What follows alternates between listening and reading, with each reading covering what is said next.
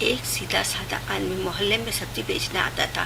سب عورتیں اس سے ادھار لیتی، وہ دے دیتا، کبھی کسی سے نام نہیں پوچھتا اور چپ چاپ اپنی کاپی میں لکھ لیتا کس نے کتنے ادھار لیا۔ جب کوئی عورت پوچھتی میرے کتنے پیسے ہیں تو وہ کاپی چیک کر کر دیکھتا اور بتا دیتا۔ عورتوں کو بڑی حیرت ہوتی کہ وہ بنا نام جانے بالکل صحیح حساب کیسے بتا دیتا۔ آخر جلد ہی عورتوں کو اس کا راز کا پتہ چل گیا۔ عورتوں نے ٹیم ورک سے گھٹا دھارا بول کر سبزی لیتے ہوئے نظر بچا کر اس کی کاپی غائب کر دی۔